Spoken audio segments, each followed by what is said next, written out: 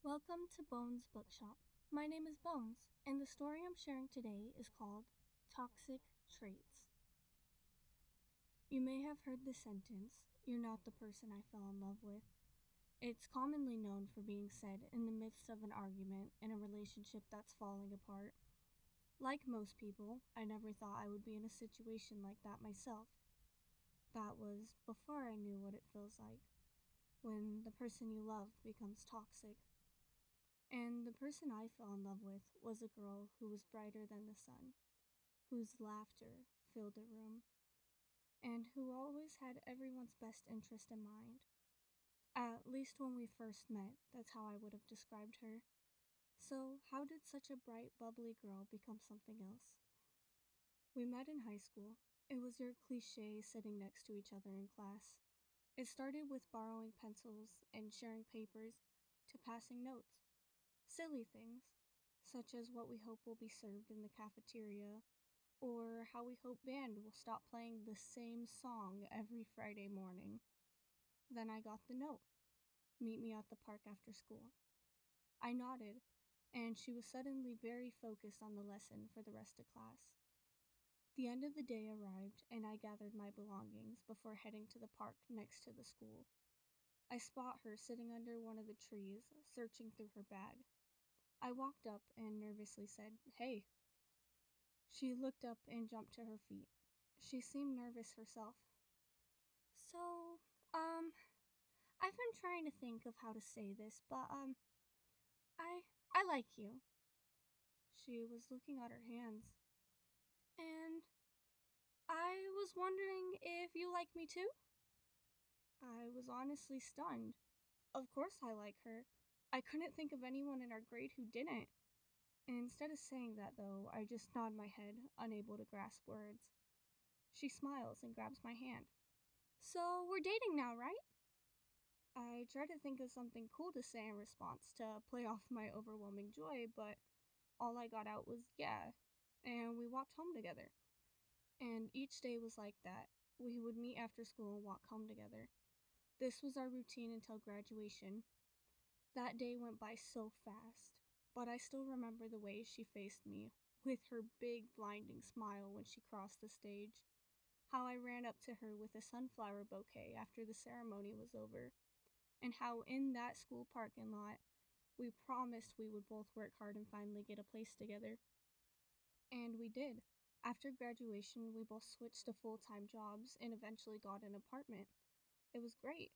From struggling to get a cheap couch up the stairs to the second floor, to finally folding up the last moving box, taking turns welcoming each other home, depending on who got off work first, and cooking together. Everything was perfect. I even secretly started putting a tiny bit of each paycheck away when I decided I wanted to propose to her. Now that I'm thinking about it, things began to change around that time. We had just renewed our lease, so we had lived together for a year then. That's when I thought enough time had passed that it would be appropriate to propose. As I was joyfully planning this in secret, she was getting home later and eating and sleeping less. But I thought everything was okay. It wasn't until the day I came home to find her curled up on the bathroom floor that I noticed anything wrong. I helped her sit up, got her water, and we sat there together. She threw up a few more times. She didn't even speak at all until I brought up possibly going to the hospital. "No, no, I'm okay. I think I just ate something bad." I believe her words and carried her to bed, leaving the room only to wet a cloth to wipe her sweat with. When she finally fell asleep, I studied her face. It's been a while since we've both gone to bed at the same time. We've both been working so hard to afford to make it on our own. She looks slightly thinner, tired, her complexion a bit dull. I wonder if she's been working too hard, and I was just so caught up in my job and my plans that I didn't realize. I think we both have the day off tomorrow. If she starts feeling a little better, I'll ask about it. The next morning, I wake to her gone.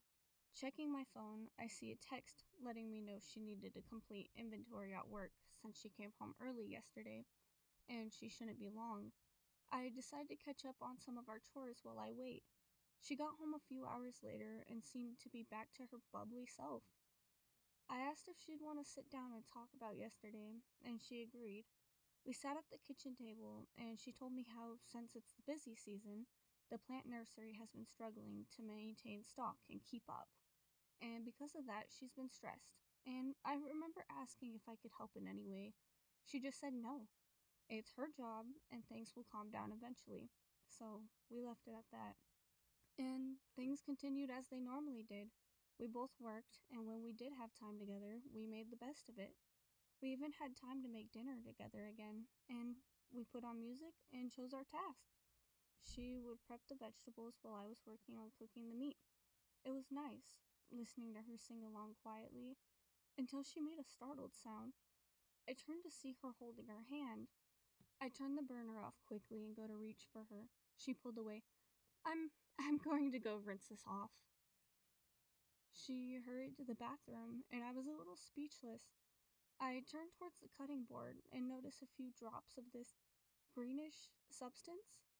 I leaned in closer. It was maybe 3 drops on the plastic board, but one spot was on the partially diced lettuce. I watched as the end piece started to wilt, really trying to focus as I wasn't sure if I actually just saw that happen. She comes back with her hand up, showing me the band-aid. We're all good, just a tiny cut. I'm glad she's okay, but I point out the lettuce and ask if it seems strange. She glances at it before grabbing the board and shaking it off over the trash. Oh, I noticed it may have been bad while cutting it. That's what made me lose focus and accidentally get my hand. She looks back up at me. We can just have tacos without it, right? I agree, and we finish dinner before heading to bed. Yet again, she was able to play it off, but this time weirded me out. Yes, my brain could be convinced that the lettuce was already bad. And yeah, it kind of looked like that fridge juice when you forget about that bag salad in the bottom drawer. But I watched it shrivel up in front of my eyes. It was just a few small pieces, but I watched it happen. I'm going to have to pay more attention because something feels off. On my next day off, I decide to investigate the entire apartment. I don't even know what I'm looking for, but she's hiding something. I just look over everything at first. What products she has in the bathroom, if there's anything I don't recognize in our closet. Nothing so far. I feel horrible about going through her stuff, but I end up checking her bedside dresser next. Just the usual folded clothes. I push the drawer closed and hear the quietest rattle. I open it again and move some items around to find a small fabric bag. I unzip it and recognize 2 of those standard orangish plastic medicine bottles with white lids and one inhaler. I've never heard of her having asthma. I've never even heard her wheeze. I pull out one of the bottles next. Odancitron? Her name? Usual instructions. The other bottle said diazepam. I quickly search it on my phone. They seem to be for severe nausea and dizziness. Well, out of pills I could have found, these seem to be pretty common and not alarming. I just don't know why she hasn't said anything. If she's been struggling to the point she's on medication, why didn't she tell me? I try to put it back the same way I found it and continue looking. Not a thing was out of place or new besides that bag. I decide to just stop looking for something that probably doesn't even exist and just watch some movies until she gets home. Before I sit down, I go to pour a glass of water, but when turning back towards the fridge, I accidentally knock the cup off the counter with my elbow. This spilled all over the kitchen mat. I carefully pick it up to bring it to our little patio. When I open the door, I see a shocking view. All of her plants were dead. I don't really come out here unless we step out together, but this place was her pride and joy. What used to be covered in mismatched pots containing all sorts of different flowers was now just shriveled and dry. There's no way she just forgot to water them. I placed the mat over the railing to dry as I planned and crouched down next to one of the pots. The weather has been decent and the soil is still slightly damp on the surface. I check each pot. They each seem to have been watered recently, but there's no life at all. No aphids, no spider webs, not even a single gnat that usually plagues an ill plant. The patio door opens and she's standing there. She doesn't say anything for a moment, just looking pot to pot. I ask if she noticed this before leaving, and she shakes her head no and just breaks down. I scramble up to hold her. I tell her I know it's not the same, but we can get new ones. She starts to calm down and shakes her head again. It's not just the plants. I lost my job. I don't say anything. I just gently rub her back as she's still shaking. I killed them all. I don't know how, but as I was watering the plants, I noticed one had some dead leaves. So I went to remove them so it looked more viable. It died when I touched it. It just shriveled up. And I went to hang up the hose, and when I turned around, they were all dying. My manager walked in and they were all gone. I couldn't even say anything. She just told me to go home. I went and sat at the park for a bit and got an email notifying me of my dismissal from the company. I let her get it all out before pulling back and taking her hand. I tell her it's okay, that her job has been too stressful anyways. As for the plants dying, we'll figure this out. Maybe there's a freak weather event causing this. I wipe the tears from her face and immediately notice this stinging, almost burning sensation on my hand. I look down and my thumb inside of my hand are turning red. It starts to really burn. I reach for the watering can and pour it over my hand. She looks very concerned, and we just stare at my hand, which now looks as if I had accidentally put it against the stove. It was me. She looks like she's going to start crying again. I try to explain that it's okay, but she goes back inside. I end up heading to the bathroom and treating my hand. I have no idea what's going on. Is this one of those weird things like getting bit by a bug and gaining superpowers, but now you have the downside of being radioactive? I don't know, but I steady myself and go to the room where I find her wrapped in a sad blanket burrito. I sit on the edge of the bed. I start asking questions. Yes, I know she needs comfort, but we're both confused, and this sounds like it may be bigger than us. She explains how she's been taking that medicine for a month now, as she's been extra nauseous, shaky, and even having problems breathing.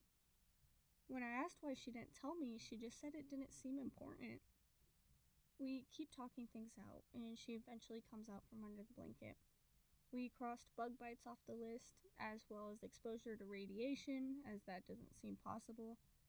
We end up spending all night talking, something we haven't done in a while.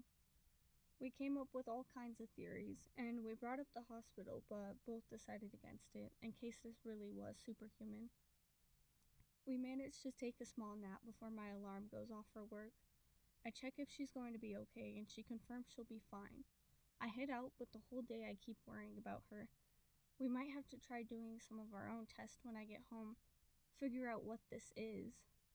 I know she's somehow killing plants, and her tears seem acidic, maybe. But what do those things have to do with each other? I can finally clock out. I go straight home, and when I get there, I don't see her. I call her name and hear a gentle, "I'm out here," from the patio. Stepping outside, she's laying on the ground. I jokingly ask what she's doing, and she answers trying to photosynthesize. She explains she doesn't feel good, so she wanted to see if it would help, and has been out here for hours. We go in as the sun is setting anyways, and she explains that she hasn't been able to eat. Everything she's tried has made her throw up. I asked if she was even hungry, and she said she's both hungry but not. I tell her I want to try something and pull a few things out of the fridge. A head of broccoli, a carrot, and an apple. Then I ask her to touch each one. She shakes her head, saying she grabbed an apple earlier and nothing happened. I asked if she can try again. She grabs each item and nothing happens. I remember that when she was crying it did something, so I ask her to wet her hands and try again. She puts her hands under the sink, wets them, and picks up the broccoli. It immediately shrivels. She drops it a bit freaked out, and when it falls to the table, the apple and carrot shrivel up too. Okay, so when she uses her dry hands, nothing, but when wet, causes damage? Then she causes burns when in contact with skin. kills plants when handled, but also in close proximity, plus the nausea and dizziness. I have an idea. I turn to her and ask if her job uses pesticides, and if she knew what kind. She admits she's seen them spray a few times, but didn't know what it was, just that it's usually done after closing. It has to be that. I don't know how she's admitting it, but that's exactly how pesticides work. The effects usually aren't immediate like this, but it's the same symptoms as accidentally breathing it in or spraying it directly on a plant. I share what I realize and she looks mortified. So what, am I just secreting these chemicals now? I explain that I don't know, and we'll just have to be careful around water and keep an eye on her appetite. Things have settled down. We now have a routine. I still go to work as regular because we still need to pay bills, and she stays home trying to recover. When I get home, we usually try to put our heads together to find solutions. Today, I even had another idea concerning food since she's still struggling to eat. When I get to the apartment, I don't see her. I check our room, the balcony. She's not there. I run back outside to double check since I saw her car in the lot when I pulled in, and it was still there. I start running around the complex, checking the community gym, by the dumpster in case she walked the trash out, and even the laundry room. She was nowhere to be found. I get back to the apartment where I left my phone and try to call, but I hear her ringtone go off in the bedroom. Panicked, I get back in my car and start driving around the area, stopping by the stores in walking distance. I even stop in a random plaza and call her mom, but she hadn't seen her either. I eventually head home after hours of searching. I was too tired to stay on the road with how dark it got. I checked the apartment again before accidentally falling asleep on the couch by our front door. I wake to a knock, and I jump up maybe, thinking she forgot her keys. I open it to a woman. Hi, I'm Summer's manager. Is she home? I tell the woman she's out with friends, unsure of her motives. Oh, well, that's great. Out with the girls. Anyways, I tried calling, but no answer. Can you tell her I'm sorry for overreacting and see if she can just come in to talk about some things? I just act friendly and let her know I will as soon as she gets home. The lady finally left, but now I have a really weird feeling. I need to find Summer. Now. I grab my keys, phone, wallet, and even a pocket knife, just in case. I do my rounds of the apartment complex again, but she's not here. I get in my car and drive to all the places she likes. Her mom promised she'd call if she showed up, although I will have hell to pay if she left because I hurt her in any way. I assured her that's not the case, and I'm just worried. I end up spending the whole day driving. I have work tomorrow, but I'm just going to call out. I end up heading back home to double check if she got back. I start heading towards our steps and notice a trail of drips going up the stairs, barely illuminated by the apartment building lights. It's the same greenish color, but with a splash of crimson. Still there, but not mixed together. I follow it to our doormat, where I notice our door handle is very obviously covered in the same substance. I cautiously cover my hand with my shirt to open the door, which was unlocked. I turn on the living room light and notice the drips trailing through the whole apartment, some spots much bigger than others. I look around. The bedroom door is open, and there's a huge puddle in the closet with clothes strewn about the place. This goop stuff seems to be everywhere. I check the bathroom, and it looks like a crime scene. Just yellow tinted green and red all over the shower walls and tub floor. I start to get a feeling this was her, and that the red might be blood. I go back to grab my car keys since she must still be nearby. When I grab them off the kitchen counter, I hear a loud crash on the balcony. I rush to the door and watch a quick blur go over the railing. I look down to see a smashed pot, but also this humanoid amalgamation of goo crouched down next to it. I'm not crazy enough to jump the rail, so I run back through the apartment and down the stairs to that spot. It's dark out, and the cheap lights only do so much, but I see it getting up. It's moving strangely, as if it's struggling to do so. Sunflower? I call out. It turns to look at me. Now it's on its feet, just standing there. It's breathing heavy, and I just watch as that goo's dripping off of it. It has the shape of a person, a head, shoulders, and body, but the goo is just constantly dripping, disfiguring how it looks. I step towards it with my hand reached out. I call out her name, promising things are going to be okay, and moves back a few steps before screaming, Just stay away from me! And running off. I go to chase after it, running through the spaces between buildings. For how slowly it got up back there, it sure is fast on foot. I yell after it, but as I turn the corner, it's gone. I drop to the ground. That was her, wasn't it? I sat there for I don't know how long. I eventually get up and go to head back to the apartment. When I get close to our building, I see what I believe is the woman from the other day. She's speaking with a man in a literal hazmat suit. I press myself against the side of the building where the light isn't pointing. Look, I need you to get rid of all the evidence. When you're done here, find both of them.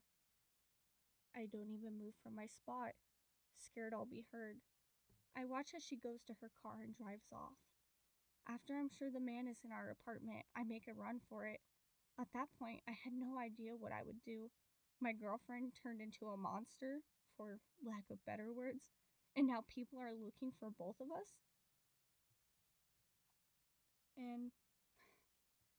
And that's how I got here, where I am now, sharing my story. It's been years.